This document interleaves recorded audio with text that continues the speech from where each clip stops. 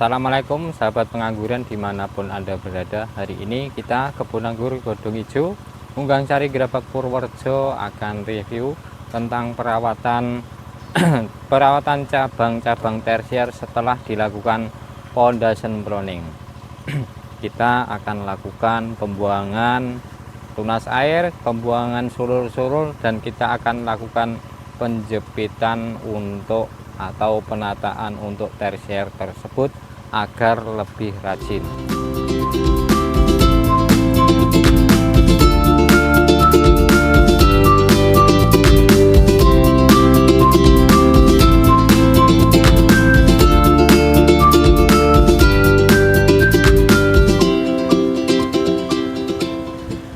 Mari kita lakukan teman-teman pembuangan tunas air dan sulur-sulurnya.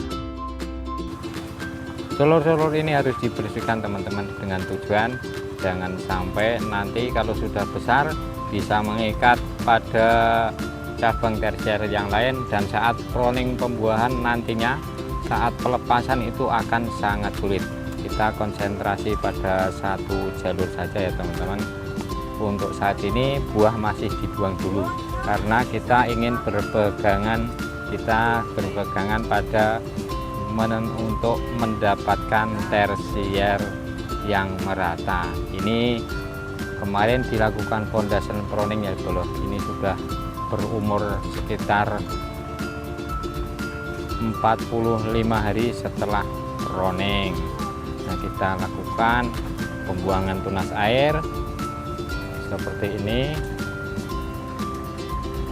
dan juga pembuangan sulur-sulur, dan dilanjut dengan penjepitan. Hal yang harus diperhatikan, mengapa kita harus rajin, jangan sampai terlewatkan ya. Kita harus rajin dalam membuang tunas airnya dan juga membuang sulur-sulur nih. Kalau sudah seperti ini akan menjadi repot.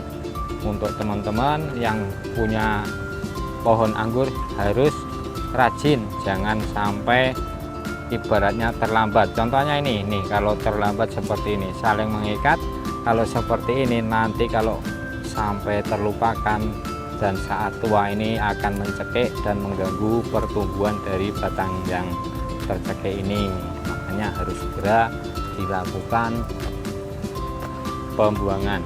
Memang dalam perawatan ini kita membuang ini selain tujuannya agar tidak mencekik atau mengikat batang-batang yang lain, tujuannya nutrisi agar berkonsentrasi pada batang atau pada cabang tersier yang kita akan pelihara. Nah, ini kita harus rajin-rajin teman. Kita juga melakukan pembatasan dari batang sekunder ini, kita ambil sampai pembatasan di sini kurang lebihnya di 1,60 meter. Setelah sampai di sini kita lakukan pemotongan seperti ini bro. Kita lakukan axle break. Nah seperti ini, dan yang di atas tunas air yang paling atas itu masih kita sisakan. Nanti kalau agak besar kita potong lagi, dan kalau tumbuh juga kita potong lagi seperti itu. Untuk yang ke bawah kita bersihkan secara sempurna, tidak kita sisakan satu daun, karena di sini sekelas kebun ini kalau disisakan satu daun nanti akan berulang kali dalam penanganannya.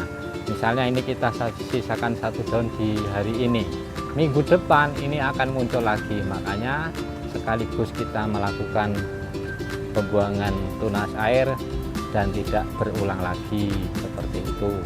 Memang lebih bagus kalau bisa disisakan satu daun, tapi untuk sekelas kebun kita buang sepenuhnya, tidak disisakan satu daun. Dan juga kita melakukan penjepitan agar lebih rajin. Ini contoh-contoh tersier yang sudah dilakukan penjepitan tapi belum dibersihkan, ini masih harus dilakukan pembersihan seperti ini.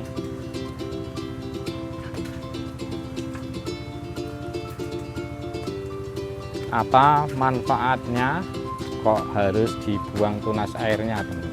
untuk membuang tunas airnya ada manfaatnya. Nanti kalau tidak dibuang tunas airnya seperti ini dan ini membesar itu akan bercabang-cabang. Jadi untuk konsentrasi pada cabang yang akan untuk dibuahkan itu sudah sulit, istilahnya bercabang-cabang, jadi tidak full pada batang tersier tersebut.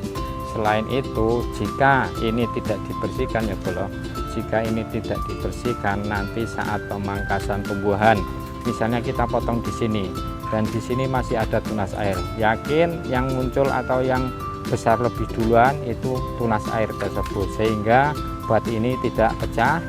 Bat ini tidak pecah, meskipun pecah itu nutrisi sudah berbagi sama tunas-tunas air yang seperti ini, nanti hasilnya buahnya kurang maksimal seperti itu.